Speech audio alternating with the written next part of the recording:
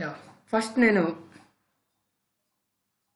Foreign exchange management అంటే permissible capital account transactions regulations 2000 మామూలుగా foreign exchange act 1999 regulations అనేవి అంటే రెగ్యులేషన్స్ 2000 అని క్యాపిటల్ అకౌంట్ ట్రాన్సాక్షన్ సంబంధించి ఒక రెగ్యులేషను అలాగే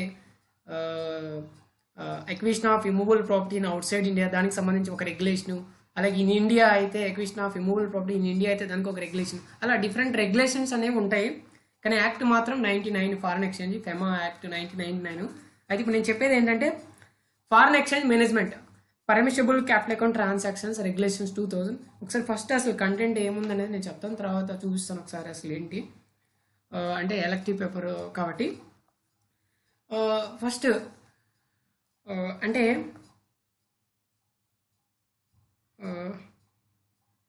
యా ఇక్కడ అంటే షెడ్యూల్ 1 అంటే క్యాపిటల్ అకౌంట్ ట్రాన్సాక్షన్స్లో షెడ్యూల్ 1 అంటే person resident in India related అలాగే షెడ్యూల్ 2 అనేది person resident out side India అంటే మనము ఈ ఫారెన్ ఎక్స్చేంజ్ అనేది విత్డ్రా చేసుకోవచ్చు మరి ఏ విధంగా విత్డ్రా చేసుకోవచ్చు అంటే సపోజ్ సార్ నేను ఏటీఎం ద్వారా విత్డ్రా చేశాను అది మరి అది విత్డ్రాల కింద ట్రీట్ చేయాలా ఎస్ సార్ అంటే మన ఏటీఎం కార్డు ద్వారా కానీ ఇంటర్నేషనల్ డెబిట్ కార్డు ద్వారా కానీ లేదా ఇంటర్నేషనల్ క్రెడిట్ కార్డు ద్వారా కానీ ఇలా next opening of letter of credit ఇలా ఏ రూపంలో మనం what ever name card sir అంటే ఏ పేరు పెట్టినా కానీ ఏ రూపంలో కానీ మనము అంటే ఫారెన్ కరెన్సీ విత్డ్రా చేస్తే దాన్ని విత్డ్రాల్ ఆఫ్ ఫారెన్ కరెన్సీ అంటాము అంటే విత్డ్రాల్ అనేది ఏ రూపంలోనే ఉండొచ్చు అంటే ఏటీఎం కార్డు ద్వారా అయినా మనం విత్డ్రా చేయొచ్చు లేదా ఇంటర్నేషనల్ డెబిట్ కార్డ్ ద్వారా కానీ లేదా ఇంటర్నేషనల్ క్రెడిట్ కార్డ్ ద్వారా కానీ లేదా ఓపెనింగ్ లెటర్ ఆఫ్ క్రెడిట్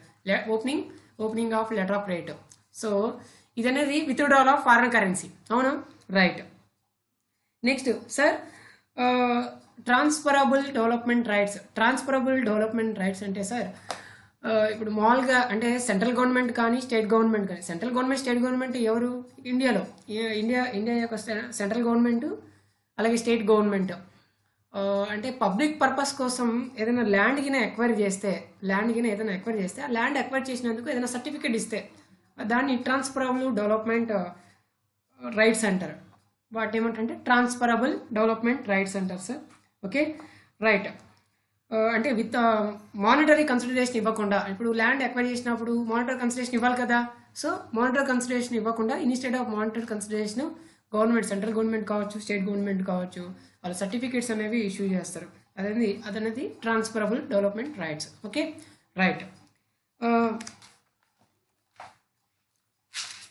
తర్వాత సార్ షెడ్యూల్ 1 అన్నాడు షెడ్యూల్ 1 అంటే ఒకసారి నేను చూపిస్తాను షెడ్యూల్ 1 పర్సన్ రెసిడెంట్ ఇండియా అంటే షెడ్యూల్ 1లో class of capital account transactions అనేవి వాటి గురించి డిస్క్రిప్షన్ అనేది ఉంటుంది అలాగే షెడ్యూల్ 2 అనేది person resident out side India అతను అంటే క్యాపిటల్ అకౌంట్ ట్రాన్సాక్షన్ సంబంధించి దాని యొక్క డిస్క్రిప్షన్ అనేది ఉంటుంది ఒకసారి నేను దాని గురించి ఒకసారి చూపిస్తాను నెక్స్ట్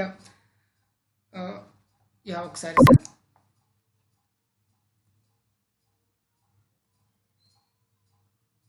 ఒకసారి ఇక్కడ చూడండి షెడ్యూల్ 1 మనం ఒకసారి ఇక్కడ చూస్తే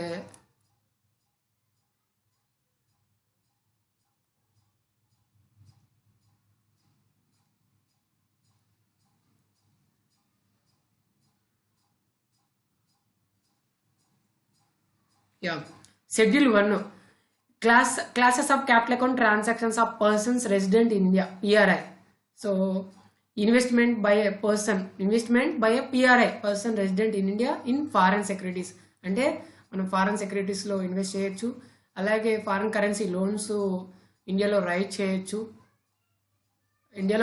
అలాగే అబ్రాడ్లో ఎవరు పర్సన్ రెసిడెంట్ ఇన్ ఇండియా అలాగే ఇమూవబుల్ ప్రాపర్టీ అవుట్ సైడ్ ఇండియాలో ఉన్న ఇమూవబుల్ ప్రాపర్టీ ట్రాన్స్ఫర్ చేయొచ్చు ఎవరు పర్సన్ రెసిడెంట్ ఇన్ ఇండియా ఈ షెడ్యూల్ 1 అనేది మొత్తము పర్సన్ రెసిడెంట్ ఇన్ పిఆర్ఐ గురించి ఉంటుంది మొత్తం అలాగే గ్యారంటీస్ ఇష్యూ చేయొచ్చు అలాగే export import and holding of currency notes కానీ next loans and overdrafts కానీ అలాగే maintenance of foreign currency accounts కానీ అలాగే ఇన్సూరెన్స్ పాలసీని టేకింగ్ అవుట్ ఇన్సూరెన్స్ పాలసీ అలాగే remittance outside India of capital assets of PRI అలాగే undertaking derivative contract అంటే ఇక్కడ మనం ఏం నేర్చుకోవాల్సిందంటే ఇక్కడ ఏంటంటే సేమ్ వైస్ వర్సా ఇక్కడ ఇప్పుడు పిఆర్ఐ ఇన్వాల్వ్ అయింది. సో నెక్స్ట్ షెడ్యూల్ 2లో పిఆర్ఓఐ సేమ్ ఇదే పాయింట్స్ ఉంటాయి, కాపీ పేస్టే, రివర్స్ ఆర్డర్లో ఉంటాయి అంతే.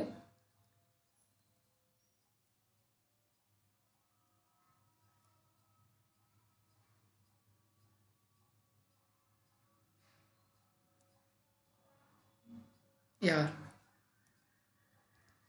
class of capital account transactions of persons resident outside India, so PROI.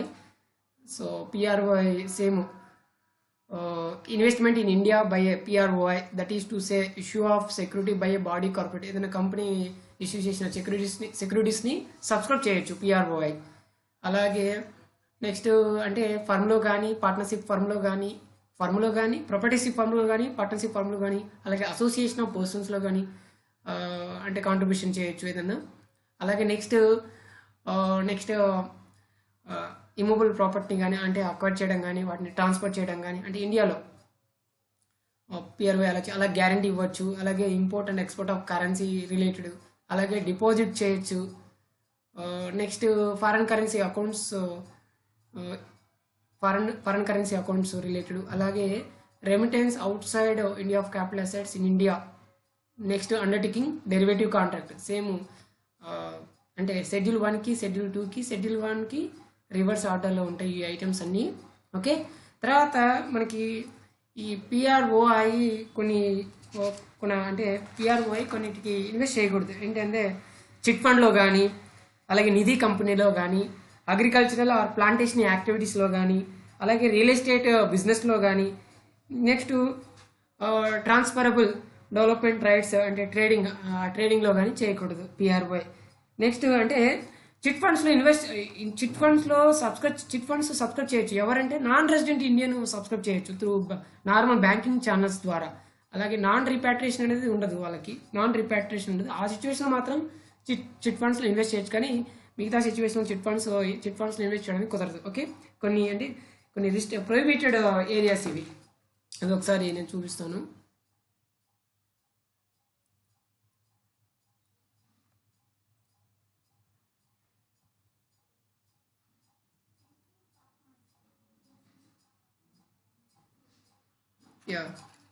No person resident outside India, so PRY person resident outside India, so no shall make investment in India in any form, in any company or partnership form or proprietary concern or any entity whether incorporated or not in the business of chit fund, ED company, agricultural or plantation activities, real estate business. Next trading in development trading in transferable development rights. Okay, next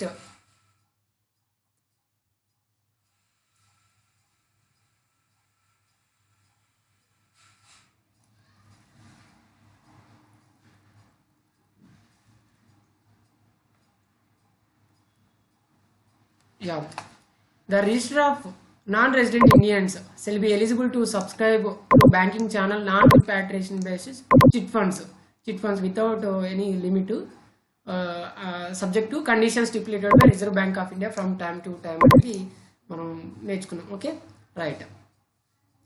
తర్వాత next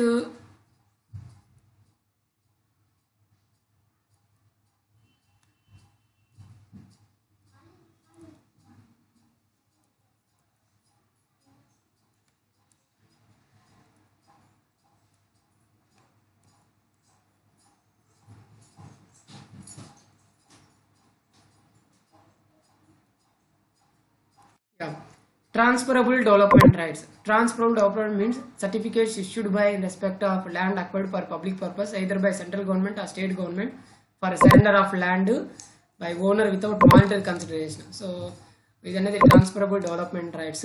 అలాగే withdrawal means foreign exchange from an authorized person. So opening of letter of credit, use of international credit card, international debit card or ATM, so whatever name called. So ఇదనేది drawal related information. So ఇదేంటంటే foreign exchange management permissible capital account transaction regulations 2000. So ఇదంటే ఇది కొత్తగా add చేశారు. ఇంతకుముందు మామూలుగా elective పేపర్లో లేదు. సో ఇవి కొన్ని regulations, foreign exchange management related regulations, capital account transactions, current account transactions, immovable property acquired by PRI, immovable property acquired by PRI, ఇలా కొన్ని రెగ్యులేషన్స్ అనేవి యాడ్ చేశారు ఈ చాప్టర్లో. Foreign exchange management act 1999 elective paper. Okay, right, thank you.